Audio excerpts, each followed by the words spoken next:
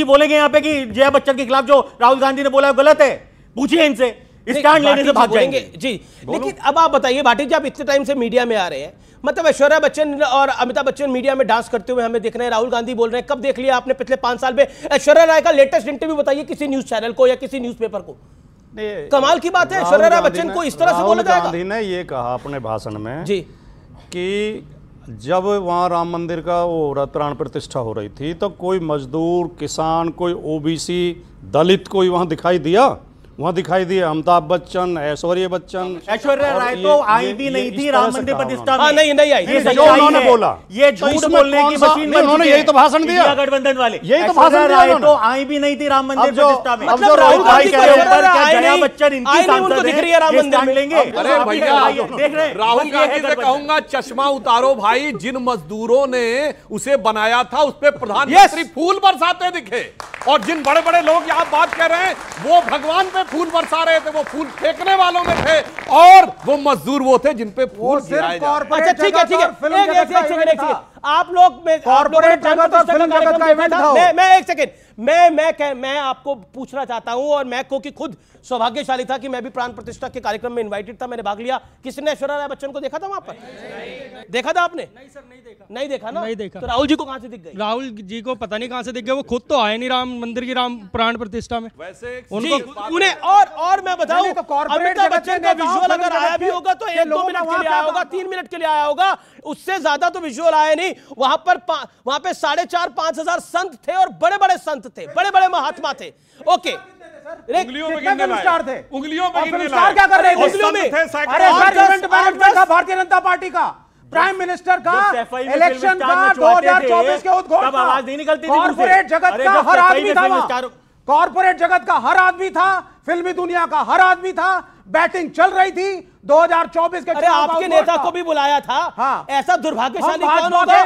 बुलाया गया राम मंदिर की प्राण प्रतिष्ठा में और गए नहीं जाते। कमाल की बात है, जिनको बुलाया जाएगा वो जाएंगे, ये भी चले जाते हैं। ना हम गए नहीं जाते, ना हम गए, ना शंकराचार्य गए। नहीं, ये राम ना हम गए, ना शंकराचार्य गए। ये फुरफुरा शरीफ के गद्दी नशी पीरजादा अब्बास सिद्दीकी के कदमों में सजदा करने जाएंगे, और उनसे शंकराचार्य को ही बाहर कर दिया। राम मंदिर में धर्म नजर आएगा, फुरफुरा शरीफ में मजहब है। मजहब नहीं नजर आता है, धर्म नजर आता है। ठीक है, मैं राजेश, इन्होंने तो माननीय शंकराचार्य को ही राजनीति के चक्कर में हिंदू धर्म से निष्कासित कर दिया। वैसे तो अरविंद केजरीवाल और सबसे बड़े भगवंत मान भी चले गए रामलला के दर्शन करने को। जेल में किसने डाला था? नहीं, जेल में क्या, और वो भी तब जबकि वो दीपावली की पूजा कर रहे थे। 22 तारीख को क्यों की प्राण प्रतिष्ठा? अरे हो गई रामनवमी के दिन, हो गई राम, आपने क्यों की?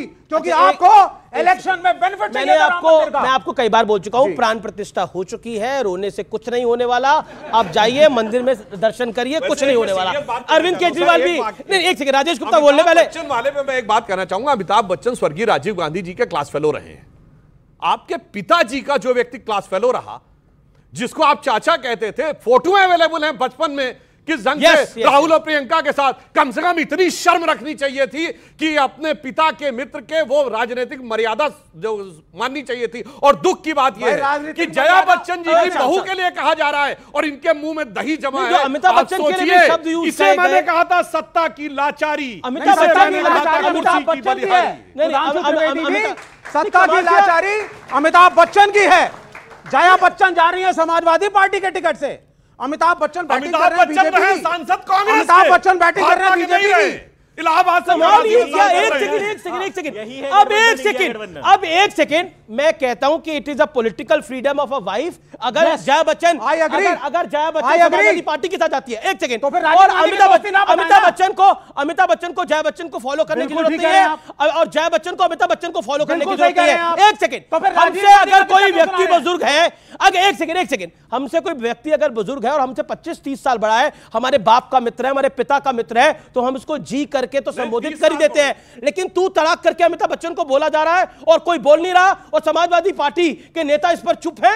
मतलब जया बच्चन उनकी मेंबर ऑफ पार्लियामेंट है। अरे गठबंधन होगा, लेकिन मजबूरी ये क्या हो गई कि भरे बाजार मजाक उड़ाया गया और कोई कुछ बोलने को तैयार नहीं है। मैं आता हूं आपके पास, गुप्ता जी, क्या आपको लगता है कि मोदी का मुकाबला कर पाएंगे? और हमारा आज का शीर्षक है, कब होंगे कामयाब? देखिए, ये जो गठबंधन ये बता रहे हैं कि इंडिया अलायंस की बार बार बात करते हैं, और बार बार इस तरीके से दिखाते हैं कि जैसे मोदी जी अकेले लड़ रहे हैं। 39 पार्टियों का तो गठबंधन है ही, साथ में उसकी 3 सबसे बड़ी पार्टियां कौन सी है? एक का नाम है ईडी, दूसरी का सीबीआई और तीसरे का इनकम टैक्स। ये जो बेवकूफ बनाने के तरीके हैं, अगर 400 पार हो ही रही थी साहब तो नीतीश जी के पैर क्यों पकड़े, क्यों जयंत जी के पैर पकड़ने पड़ गए? 400 पार हो रही है तो कश्मीर में भी नए नए लोगों से रात को बात होने की कुछ चर्चे सुनाई दे रहे हैं। कौन रात को गया, रात को मिले? हाँ, तो रात को अगर फारूक अब्दुल्ला मिलने गई तो कोई तो मिला होगा ना, तो रात को मिल रहे हैं, 400 पार हो रही है। इतनी टेंशन क्यों है? फिर क्यों उद्धव ठाकरे की पार्टी को तोड़ना पड़ा? क्योंकि उद्धव ठाकरे के पिताजी तो ओरिजिनल हिंदू हृदय सम्राट थे। उनके बेटे को आप कुछ भी कह सकते हो, वो तो आपके रोल मॉडल रहे होंगे। तब तो आप थे भी नहीं जब वो हिंदुओं की राजनीति की बात करते थे। उनके बेटे की पार्टी को आपने तोड़ लिया, फिर भी आपका पेट नहीं भरा, फिर भी आपको डर लगा, तो आपने कहा क्या करें, तो आपने शरद पवार जी की पार्टी को तोड़ लिया, फिर भी मन नहीं भरा यार, कांग्रेस के अशोक चौहान जी को तोड़ लिया।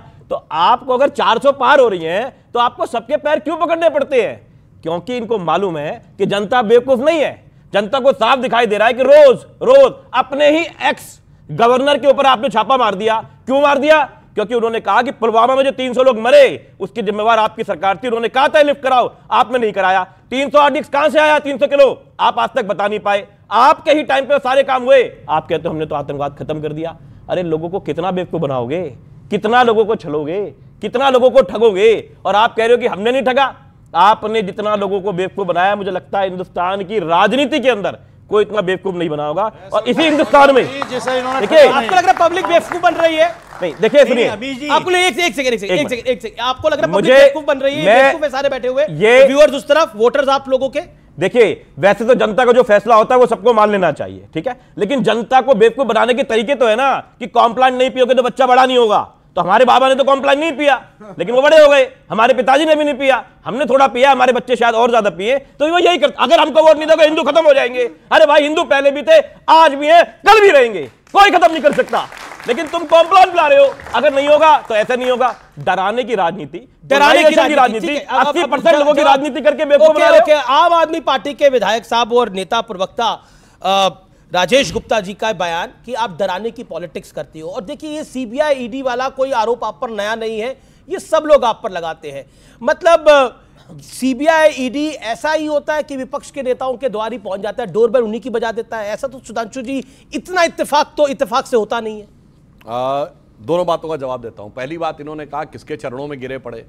देखिए, आजकल वनडे क्रिकेट का जमाना आ गया। जब टेस्ट मैच होते थे तो अगर कोई बैट्समैन हाँ, मैं उसी बता रहा हूं, मगर इसलिए याद दिलाता हूं, दोनों इनिंग्स में 0 पे आउट हो जाए तो उसे कहते थे चश्मा पहन लेना।